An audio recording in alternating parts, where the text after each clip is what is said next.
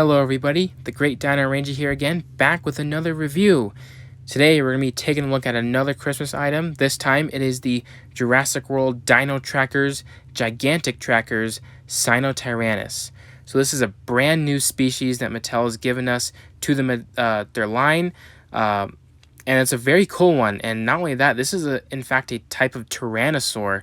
So that's very cool and a very unique one at that. So I can't wait to take a closer look at it.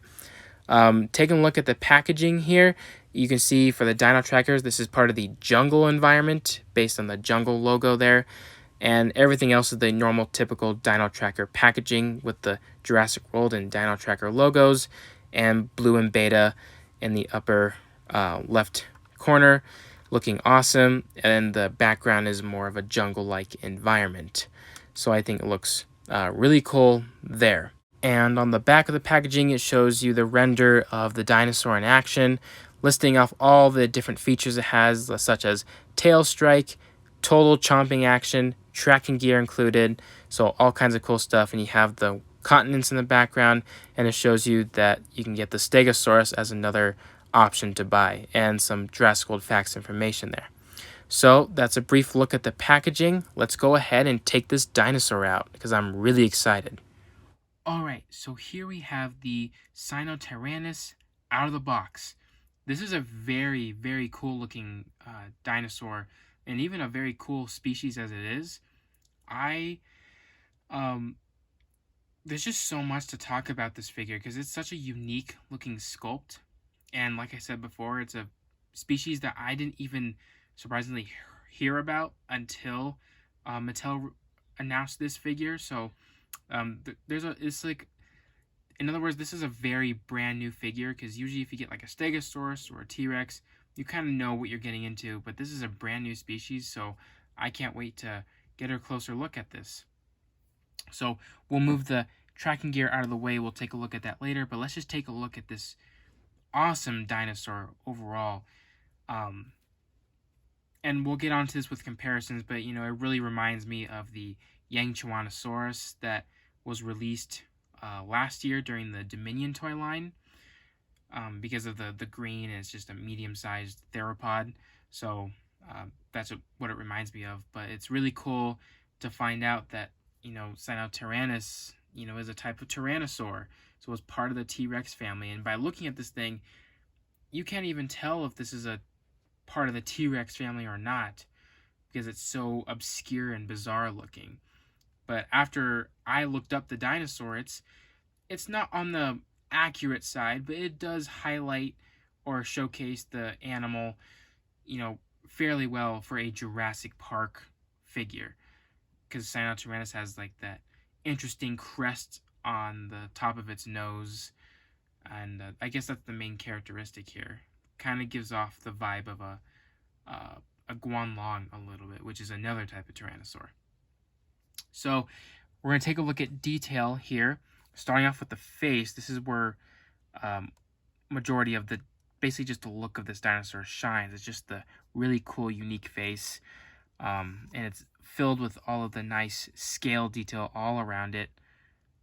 Nice finer scales around the face. And you got the really large scales on the front of the snout. Really remind me of that of snakes. They always have the larger scales on their face.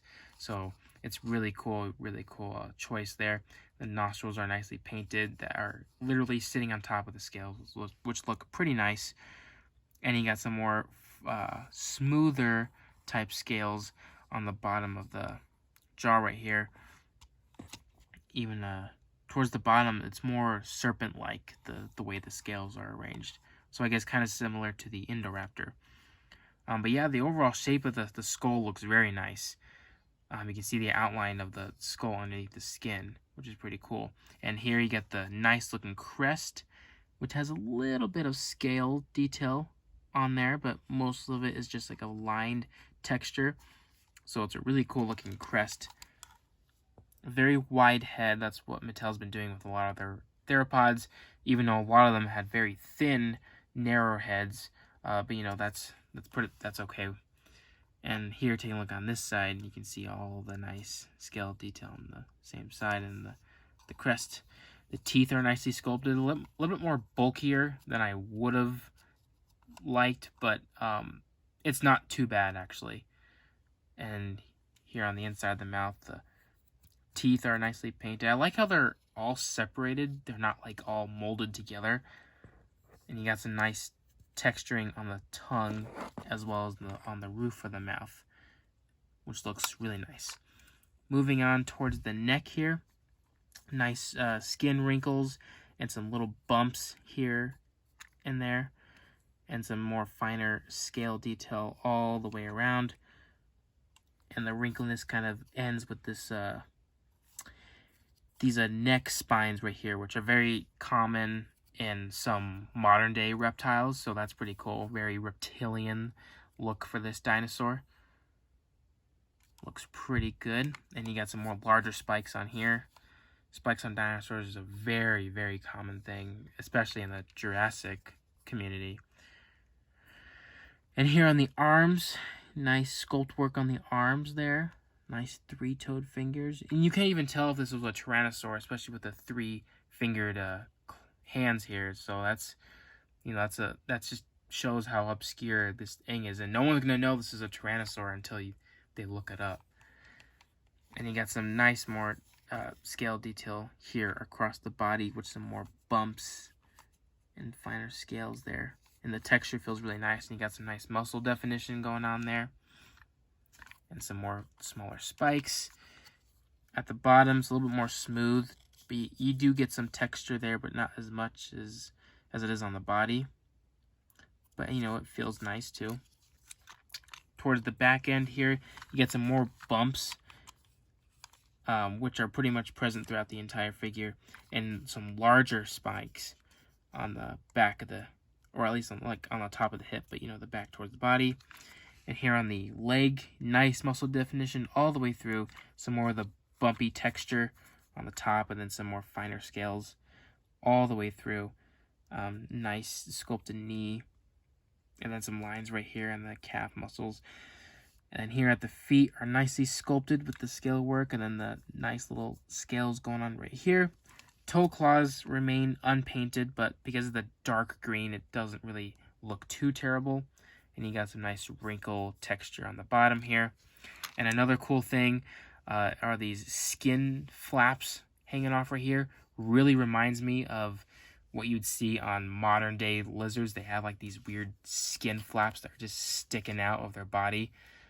So that's a really cool choice here. Making this dinosaur a little bit less bird-like, but more reptilian-like. I think that's a really cool creative decision there. Moving on to the tail. More finer scale all the way through, and the spines continue all the way down. You know, they get big and small, and a little bit big and then small, and they get really big towards the tip of the tail, which looks really nice. Adds to just the unique silhouette of this figure. And then some more bumps continuing all the way through until you get some more finer scales towards the tip of the tail. And at the bottom, just some more finer scales. And you get some more of that cool flappy skin on the side here, which looks really nice. The flap is even larger on this side. Or no, it's larger on the other side, but you can see it on here and then on the tail. So a very nice sculpt on this Sinotyrannus, and I'm loving it a lot. Very unique dinosaur choice. I love when Mattel makes obscure species, especially for people who don't know. It just, I think it's really cool. Paint job. The paint job looks really nice. You know, for Dino Trackers, each dinosaur having a paint job that's supposed to match a certain environment. This one is obviously jungle. So this one is, just by looking at it, yeah, it would belong in the jungle perfectly. You know, put this thing in a jungle environment, and there you go. It looks like it's right at home. So the paint job looks really nice. Love the main dark green color with the lighter green here on the back of the neck to the front part of the body, and then the arms here. Then you get like a lighter tone underneath the jaw and a little bit on the neck. Would have been cool for it to continue, but that's okay. Then we get a red color here on the face. And I love how it just like goes down through the eye and then a little bit down the neck, and it comes back again towards the end of the tail. So this makes the figure a little bit more complete when you get paint on both sides of the body. And then you got a little bit on the crest, which looks really nice. The red makes the head stand out, so I think that looks really cool. The teeth are nicely painted. Even the eye is nicely painted. And then here towards the mouth. The mouth is actually a separate plastic, so it's not necessarily painted, but it's painted in this nice skin fleshy color, and it's very glossy, so it looks very wet. And one thing I do like is how the teeth are literally on top of the gums, which just looks so natural. Sometimes Mattel has from the teeth inwards all painted in the fleshy color, and everything between the skin and the teeth here, like in between, is all a plain color, usually the color of the jaw. So this makes it look really natural, if any of you guys know what I'm talking about. It's kind of hard to explain, but it looks really cool, and I think it just looks awesome. And you get a little bit of that marbling effect of a kind of an olive green color throughout. It's kind of hard to see on this one, but you get it in a few places, like here on the thigh here, and you get a little bit here on the top. Can't see anywhere else. A little bit here on the back end. Here on the tip of the snout right here. And then you get some more on the leg here. So it's kind of hard to see, but you can definitely see it when you have this figure in person. I love the marbling effect that Mattel's been doing. Gives the dinosaur more texture and color, and makes it have like that dirty, wild appearance. So I think it looks really cool. So the colors and sculpt are an A+ in my book. This is such an amazing figure and an amazing species altogether, and I'm glad I now have knowledge of this dinosaur, so I think it's really cool. Articulation wise, you get the arms here can not go 360. They can go up about that far and back about there. The sculpt kind of keeps it from moving, which is okay. I mean, the way the position of the arms are very accurate and look really nice. Yellow hinge here that can make it move up, which I guess by doing that you can rotate it all the way around. So it just depends on how far you have the arms positioned. And then the legs here, they can pivot in and out, and they can move 360, so full range of motion there. And the ankles can also move, which looks really nice. And that's basically it for articulation. Everything else is tied to the action features. So what's unique with these gigantic trackers is they got 2 buttons for action features. And before we get into them, here's the scan code hidden right here on the spines here. So this button right here, I believe, controls the mouth. So if you press it, it makes the head turn, it turns right. It's right, and it opens the jaw and snaps back once you let go of the button. So really nice head movement there. Looks really cool. And then the other button here, I think, is for the tail. There you go.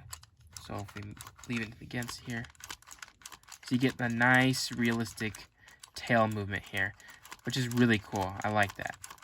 So those are the only action features it had, and I think it looks really nice. We'll take a look at capture gear now. Or not capture gear, tracking gear. So here's the tracking gear it gets. It's made of the same material as the Stegosaurus. It feels really nice too, and then the sculpt is obviously very nice. The belt fabric here is sculpted, and the buckle, it almost looks like you could actually unbuckle it. That's how cool it is. And you get nice little detailing right here for a device or whatever, but it's connected to these little eye hoses here, which are connected to these little binocular looking things on both sides. And these little pads here cover the eyes, so it's very, kind of reminds me of the eye pads they put on horses to keep them focused on one direction. And then here's a more detailed buckle here and some more line work. The line work on these 2 cords here are really nice. But yeah, the overall detail on this thing, Not much going on here, but that's okay. This is usually laying against the dinosaur. But everyone else is just a really nice looking solid piece here. And we'll go ahead and put that on. It's pretty easy to put on. You just gotta lay this part against the body, and this part goes above the head. Basically like this. And then if you can hook this piece in. I won't go through the trouble of doing that all video, but this is the majority of what it looks like. It's a really cool looking piece here. I love the tracking gear on these dinosaurs. It really reminds me of Dino Riders, because you're applying these devices that aren't for capture on these dinosaurs, and it's cool because, and the way it looks, it's covering the eyes. So like I said, it's very, like, reminds me of a horse. And I guess someone who is with this dinosaur can see through these little goggle areas to see where the dinosaur is going. And besides, I'm sure the dinosaur relies on sense of smell and possibly hearing to look for where it's going. It doesn't necessarily need to see. But it's a cool little creative choice that Mattel's doing here with these Dino Trackers. So I think it looks really nice. We'll go on with comparisons here. We'll compare the Sinotyrannus with other Dino Tracker dinosaurs I have, specifically the ones that come with tracking gear. So here it is next to the Stegosaurus, and then here it is next to the Indoraptor. There you go.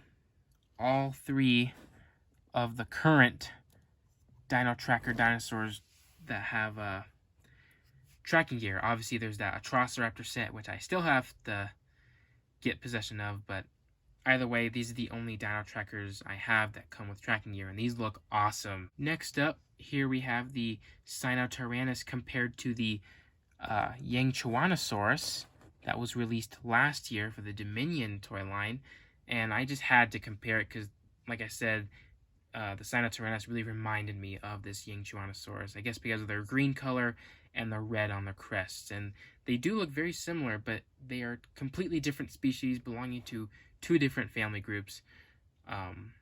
So I think it's really cool to see these two together. And here is the Sinotyrannus compared to some other obscure tyrannosaurs that Mattel has made. Proceratosaurus, Moros, and Alioramus.